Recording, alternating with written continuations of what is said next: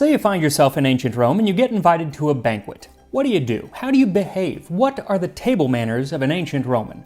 Well, I'll tell you as we make this dessert commonly served in ancient Rome, a cheese fritter known as encitum. So thank you to Graza for sponsoring this video as we attend an ancient Roman dinner, this time on Tasting History.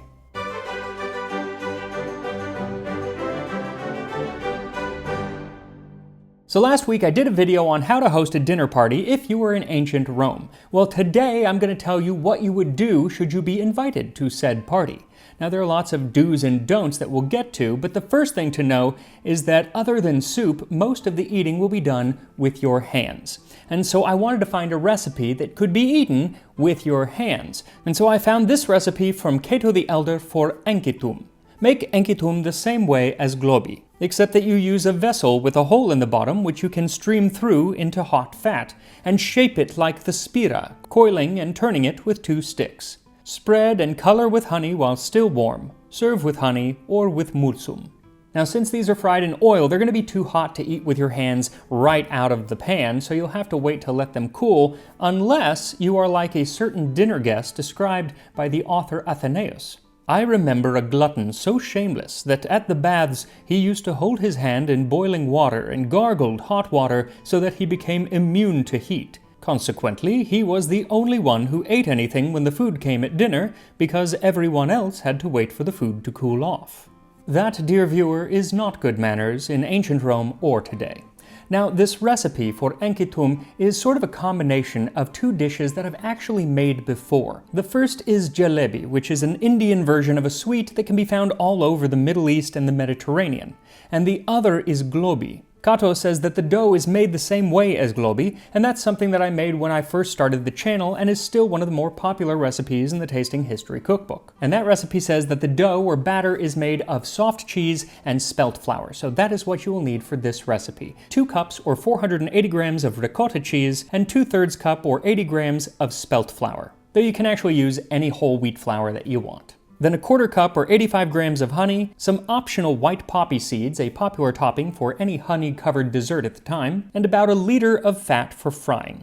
There were 2 popular fats for frying at the time, either lard or olive oil, and I'm going to be using the latter. Specifically, the high-temperature cooking olive oil called Frizzle sent to me from today's sponsor, Graza. Graza produces high-quality, single-origin olive oil from high-end Spain, and they have 3 different oils available. There's the flavorful Sizzle, best for cooking, Drizzle, which is a finishing oil not meant for cooking, and now they have Frizzle, which is meant for frying and other high-temperature cooking. It has a neutral flavor and a higher smoke point than most olive oils, so it can replace a lot of the oils like canola oil or grapeseed oil that you might be using for frying. It tastes better and it is cleaner, and it can be used for all sorts of high-temperature cooking, from air frying to deep fat or shallow frying like I'm going to be doing, to searing a steak. And I love the squeeze bottle because it makes it just so much easier to dispense, especially this one, the Drizzle, which is a finishing olive oil. And right now you can get all 3 olive oils, Frizzle, Drizzle, and Sizzle, in something called the Trio. And you will get 10% off the Trio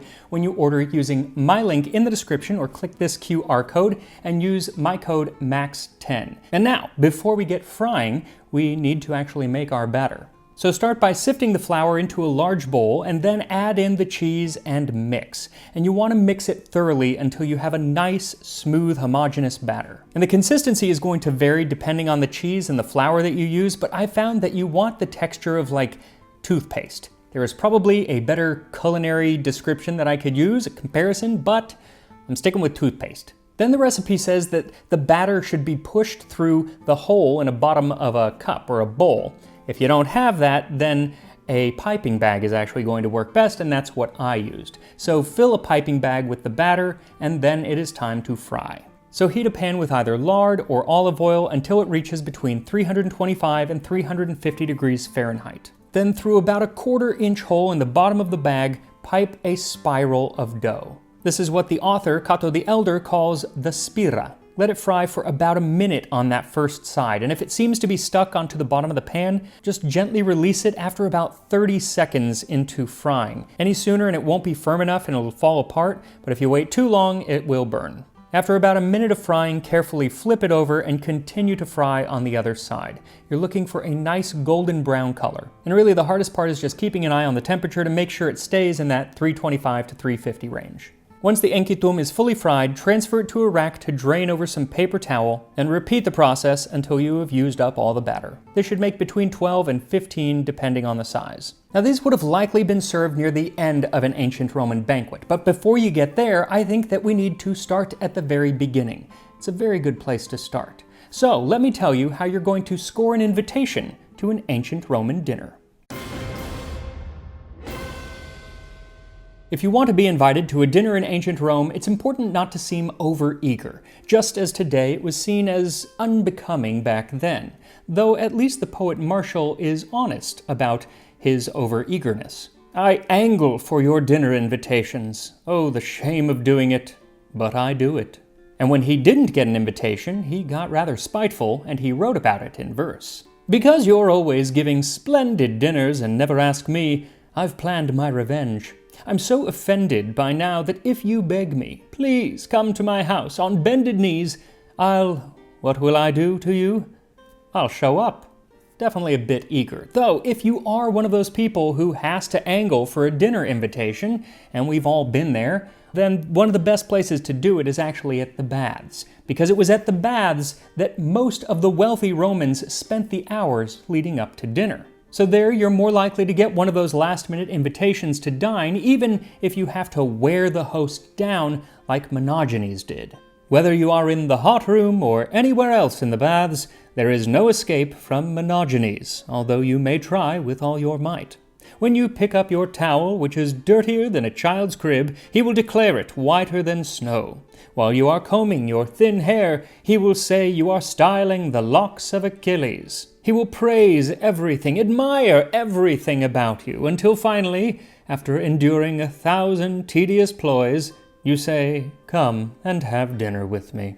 There's another type of person who can often score these last-minute invites, and it's not because they're begging and overeager or because of flattery, but rather because they make good guests. They're witty and charming and good conversationalists. So, should that be you, then that might be the road you want to go down. I sup with anyone who likes it, provided he has the good sense to invite me. There I make others laugh, and there I praise the host who gives the feast. And if by chance anyone dares to say a word against him, I arm myself for contest and overwhelm him. Then, eating much and drinking plentifully, I leave the house. These sort of guests were welcome at any dinner party, of course, though they did earn themselves the name of parasiti, or parasites, though I'm not sure that it was quite the put-down then, as it would be considered now.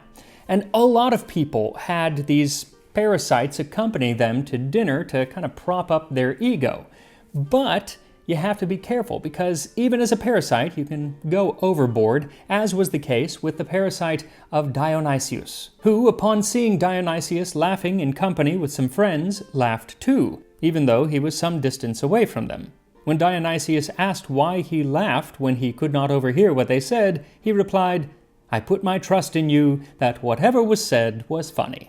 Of course, if you are one of the wealthy guests who has been invited to dinner, then you too can invite some of your own parasites and clients who depend on your patronage.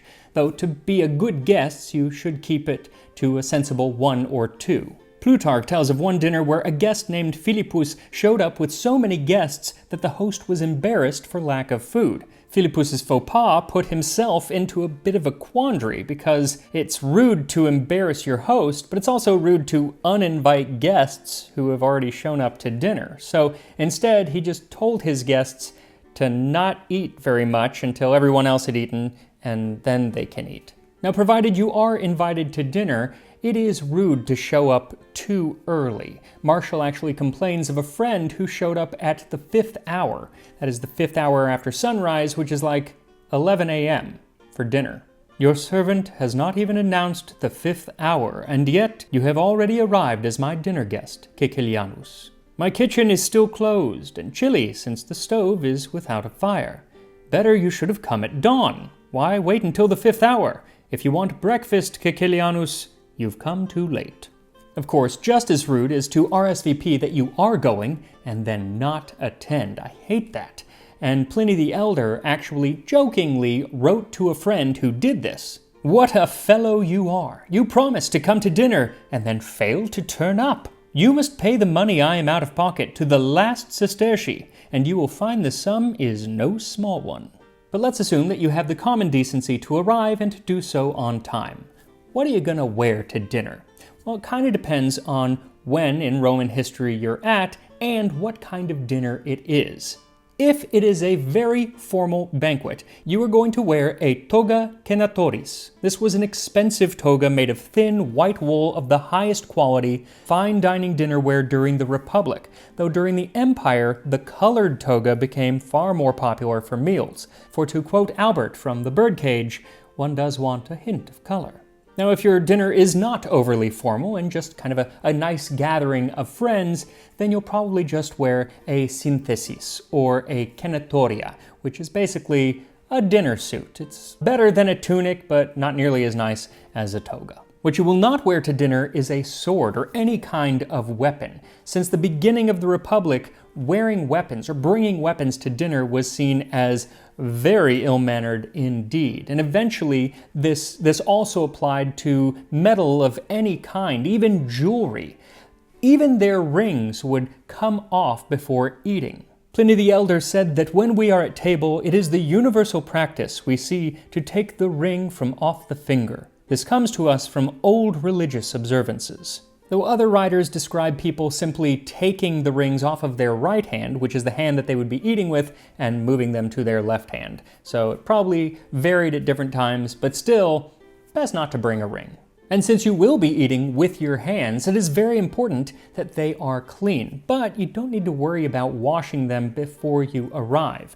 Because when you do arrive and you cross the threshold with your right foot first, it's seen as bad luck to cross the threshold with your left foot first, then the servants of the host will come to you and rather ceremoniously wash your hands. Then, as most people wore sandals and open-toed shoes during the time, and the streets could be rather dusty, they needed their feet washed as well. So often the servants would wash their feet, and you wouldn't wear shoes to the actual dinner. Now, there are some occasions where the servants went above and beyond and basically gave you a pedicure. During Trimalchio's feast in the 1st century book Satyricon, some servants washed the guests' feet as others knelt at our feet and with astonishing dexterity cut our toenails. And with your freshly cut toenails, it is now time to eat. And there are a few things that you want to keep in mind, things that you should not do at the dinner table. And you could be forgiven today for thinking that these were common occurrences among the ancient Romans because they've been spread around on the internet. But they tend to be the exception and not the rule. First off, do not vomit at the table. Now, it is true that some Romans practiced this, eating so much that they would purge their stomachs simply so they could eat more. Yes, but unless you are the emperor, I would refrain from doing this, as most of the records that we have talking about this practice are indeed about the emperors. Like Suetonius wrote that the emperor Vitellius would eat 4 full feasts every day. And this great amount of food he could indulge in due to his custom of frequently vomiting. He also wrote of Emperor Claudius that he was eager for food and drink at all times and in all places. He hardly ever left the dining room until he was stuffed and his thirst quenched. Then he went to lie down at once on his back with his mouth open while a feather was put down his throat to make him vomit. But it's important to note that Suetonius did not really care for either of these gentlemen, and he told these stories not as things that you should be doing, but to show their gluttony. And so it's not a very flattering portrayal of either emperor. And this was actually kind of ascribed to a lot of the really elite upper class. Seneca complained about it in a letter to his wife, saying, "From all over, luxurious people import everything known to a finicky taste. Things are brought from the furthest ocean that a digestion ruined by delicacies can hardly take. They eat to vomit, and they vomit to eat. They don't even see fit to digest the feasts for which they searched the whole world." So did some Romans do this? Yes. But does it seem like something that you should be doing at dinner? No, it does not. And let me use this time to once again remind you that while the vomitorium was a real thing, it was not a room to vomit in. It refers to the passageway that allowed for quick evacuation of patrons from an amphitheater. Now, something else that you should not do that many Romans did do is belch at the table.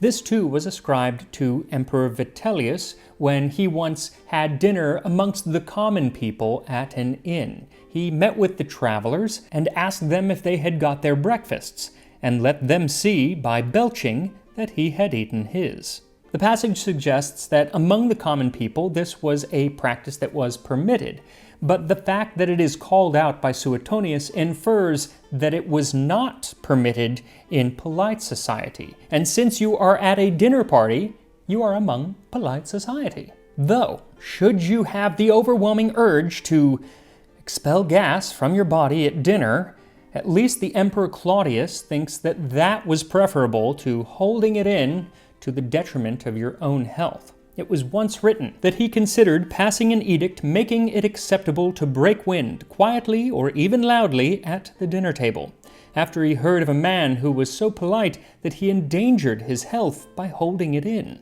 And with that, let us leave the realm of bodily functions and instead discuss that most grievous of offenses that one can commit at an ancient Roman dinner, and that is overt gluttony. People who eat too greedily of the communal dishes irritate those that are a little slower and who can't quite keep up. I don't consider it a good start to a pleasant evening if there is mistrust, squabbling, pilfering, and elbowing among the guests. Such behavior is ill-mannered and rude. Martial once again calls out his friend Caecilianus, that same friend who arrived at dinner at 11 a.m., for eating too greedily. Tell me, what madness is this? While a whole crowd of invited guests is looking on, you alone, Caecilianus, devour the truffles. What curse shall I give you that is worthy of so large a stomach and throat, that you may eat a truffle such as Claudius ate? Claudius was said to have died from eating a poisoned truffle or mushroom, a dish I actually made last year when I covered the history of royal taste testers. Of course, the one that I made was not poisoned. Now, while it is obvious that you shouldn't overindulge and eat all of the food that is meant for other guests at dinner, it is also ill-mannered to take too much of that food to go. Something that, again, Martial's friend Caecilianus was guilty of, and it makes me wonder why he kept inviting him to dinner. He wrote of his friend, "Whatever is placed on the table, you sweep up left and right. You hide these things in your greasy napkin and give them to your slave to carry home. The rest of us recline at the table, relaxed and inattentive. If you have any feeling of shame, Caecilianus, return the dinner to the table. It is not for tomorrow that I invited you to dine." The thing is, while Caecilianus was clearly overdoing it, taking food at the end of a meal to go wrapped up in your napkin was not uncommon at all. And that reminds me, another thing that you need to make sure you bring to dinner is a napkin. The Romans brought their own napkins to dinner, and there were two sizes. There was the sudarium, which was small like a handkerchief, similar to a napkin that we would use today, and then the mappa, which was much larger, almost like a small tablecloth. And you would lay this on the sofa in front of you, between you and the table, so that when you're picking up food, if you drop any, it's not getting on the nice upholstery. Now, both types of napkins could be a simple piece of cloth, but more often it was kind of a way to show off. And so they would be very nicely embroidered, or in the case of Trimalchio, from Trimalchio's feast, he had a purple band on his, and that was the color that was really reserved for the imperial family. And with the niceness of these napkins, it is not uncommon for once in a while they go missing. So I shouldn't have to tell you this, but it is rude at dinner to steal other people's expensive napkins. Asinius Marucinus, you certainly don't use your left hand in a very polite way. While we sit here joking and drinking and not paying attention, you are stealing our napkins. Do you think this is cute? Well, you're wrong, you ill-mannered fool. The behavior is ugly and vulgar, and so either expect me to write 300 scathing poems about it, or return my napkin to me. It is not the cost of the napkin that worries me, but that it's a souvenir from my drinking buddy. So don't be a glutton and don't steal other people's napkins. I feel like even today, those would be common table manners. But there are some table manners in ancient Rome which today you might think are considered a little rude, like just throwing your trash on the ground. Whether it's a bone, oyster shell, or pit, you just toss it to the ground when you're done. Because as the meal goes on, instead of placing your gnawed chicken bone back on the communal plate, you simply toss it to the floor. Now sometimes the floor is plain concrete, but others are fine mosaics, which today you would never dream of tossing trash upon. But in ancient Rome, it was so common that they actually made floor mosaics that looked like it already had trash on it. Pliny the Elder talks of one of the finest mosaics he had ever seen being done by an artist named Sosus. He laid a mosaic known in Greek as the unswept floor due to the fact that it depicted the remnants of a banquet lying upon the floor.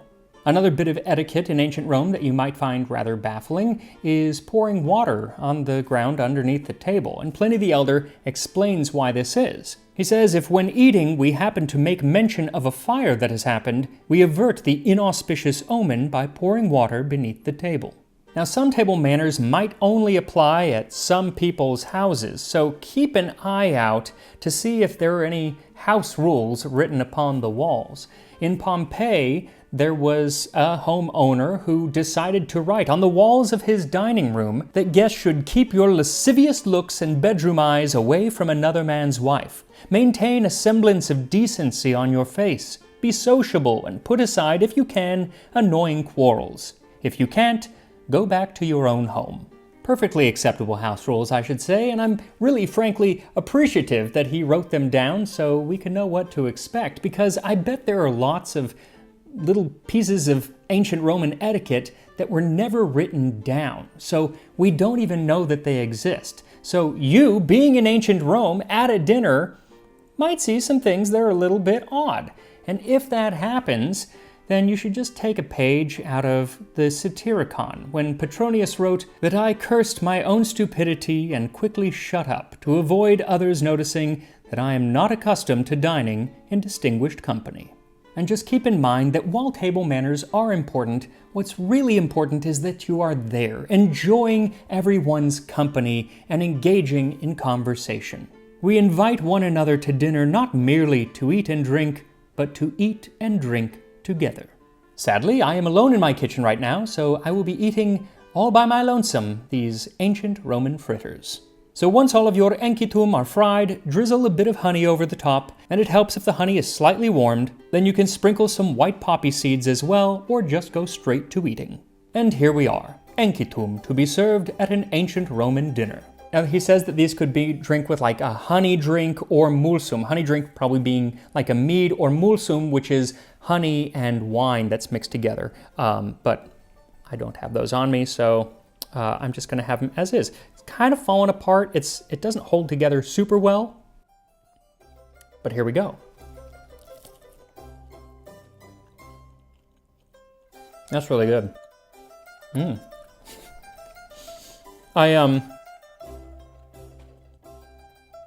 So it was crispy right when it came out of the fryer. Now they are soft, so they will soften up very quickly. But the flavor is really good. You know what it reminds me of is like a healthy pancake batter, but with honey on it. That's really good. And the texture is fun because it's like a little squiggle. Stop eating. I'm gonna eat all these. Yeah, I kind of didn't expect it to be as good as it is. Cheese is the main ingredient, and yet it doesn't taste like cheese at all. Like I said, it tastes like pancake batter, but the texture is kind of like squishy on the inside. Like I said, they were crispy on the outside. I wish I could have kept that, but that lasted for all of like 2 minutes and they soften up. The cheese is really good. Just doesn't taste like cheese. I don't know. They're really good. You should make these. They're kind of tricky, I'm not gonna lie. About half of them that I made did not turn out well. They would come apart in the fryer and everything, but even if you only get half, then that's pretty good, and they're worth making. So make these, go to an ancient Roman dinner party if ever you find yourself in ancient Rome, and I will see you next time on Tasting History.